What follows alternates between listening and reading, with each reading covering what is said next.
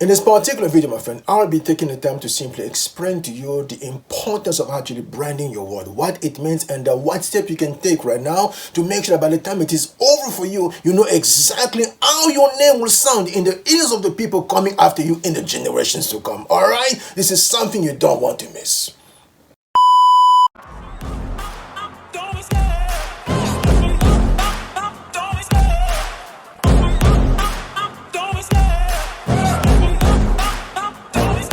I love the chase and the hunt, and I set the pace when I'm running. I always take what I want and I always give it 100. Don't need a bank, no I'm funded. Play the game like it's nothing. I'm always thankful for something. Don't take for granted, stay humble. Now wake up!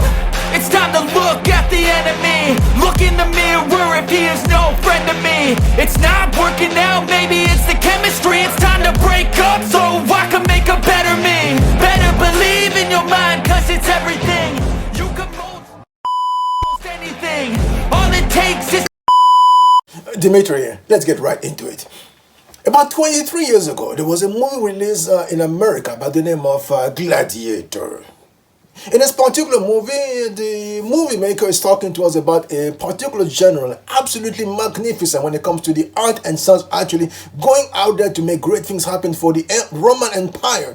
But at one point, as things will have it, the son of the emperor wanted to actually rise to the top, but he realized that there was one key person, one key obstacle standing in his way, which was simply this particular general by the name of Maximus, because Maximus was the darling of the emperor. So he said to himself, something crazy might happen if anything happens, because I want to make sure there will be absolutely no unknowns as far as my ascension to the throne is concerned. So what did he do? He decided to basically terminate his dad, or basically expedite the process of actually seeing his dad on the other side of the fence and making sure that he can also dispose of the general by simply putting him basically before a very crucial decision. Either you're going to bow before me or I'm going to have you executed. And because he chose the latter, of course, he simply said, let's get rid of him. They tried to get rid of the general, and unfortunately for them, it did not go according to plan. So he escaped. But as he escaped, something really interesting happened. He found himself in a place where, number one, he was actually wounded, and number two, by the time he realized his family was actually taken, it was basically also assassinated. He was basically desperate. As he was just wandering, eventually he fell and become unconscious, and by the time he woke up, he realized he had been sold into slavery. He was now a slave on his way to a place where he's going to be used as a gladiator. So as he's being carried off, he realized one thing. Yeah, people just looking at him funny because they realized that he was carrying something on his shoulder, which was simply a mark, or was simply a tattoo, or simply a brand. He had been branded, basically the property of the Roman Empire.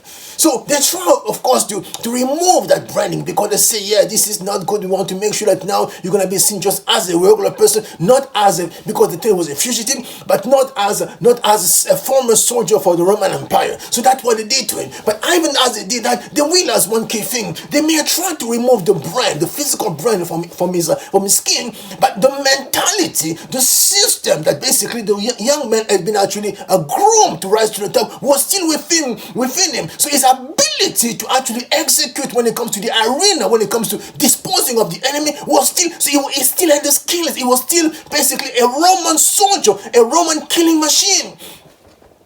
So why is this important as far as branding is concerned? Because my friend, when you go through a process of actually branding, or when, in this case of Maximus, it was actually a country or a nation branding itself on the shoulders, on the skin of a soldier, and on the mind of the soldier. But as far as you and I are concerned, one thing that we have to realize is, if we have to just reverse that and just put it in a different perspective, you too are an empire. You too are an institution that must leave your brand, must leave your tattoo on the backs of the people that you see on a daily basis. Because by the time it is said and done, by the time it is over for you, we have to ask ourselves the key question: what is the memory, or what is the legacy that so and so left behind? We have to go around to see basic traces of your presence amongst us. If there's no presence, basically your life will have simply been a waste of time. But you simply have to move on to become intentional, like the Roman Empire, to simply say, I'm not just going to leave a physical evidence of my my time amongst you, but I'm also going to leave a cultural imprint. I'm going to embed a cultural imprint, a tattoo on your mind, so that you will always remember who I once was, a mighty empire in the books of history. So as far as you and I are concerned, here's now the assignment. You simply have to think in the following terms. You have to ask yourself the key question. Oh my goodness, 20 years from now, after everything is said and done, 50 years from now, after everything is said and done, 100 years from now, after everything is said and done, as far as my time here is concerned, how will the people remember me? Will my name will simply be forgotten? Will I be simply part of the statistic? People will actually die in one particular year? Or will people remember you as someone who have simply come, sow, and conquer a piece of the world and left, simply made a dent in the universe like these people? For example, when you're driving around in the city, you see someone driving a Mercedes-Benz, you have to say to yourself, this is someone's name that the people are actually driving around. It's the name of Carl Benz, the engineer that put together this car that was actually promoted in 1888. And eventually, when the cars are being sold, a gentleman simply said, no, you also have to start selling the car under my daughter's name, which is Mercedes, which simply is favor. So basically, when you're driving this car, there are two things basically that you're actually driving. You are driving the history of favor, and you're also driving the history of an entrepreneur by the name of Carl Benz, who simply will not give up even when nobody wanted to believe in his idea.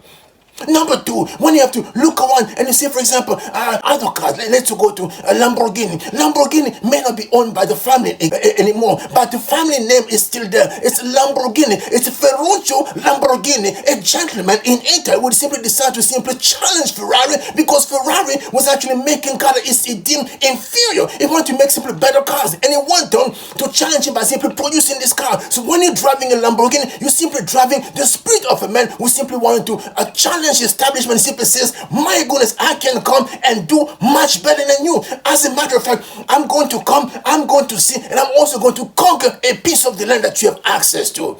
So this is the kind of quick question you have to ask yourself. 50 years from now, 100 years from now, after everything is said and done, when your name basically has been out laid to rest, how will the people remember you? How will they remember your time spent amongst us? What will be the cultural impact of your presence amongst us? And what you have to do is start thinking about it, start being intentional about it, because the minute you become intentional about it and start telling yourself that this is the man or the woman I'm called to be, and start being that person, you're going to start doing certain things, and eventually you are going to have the legacy that you so deserve. All right?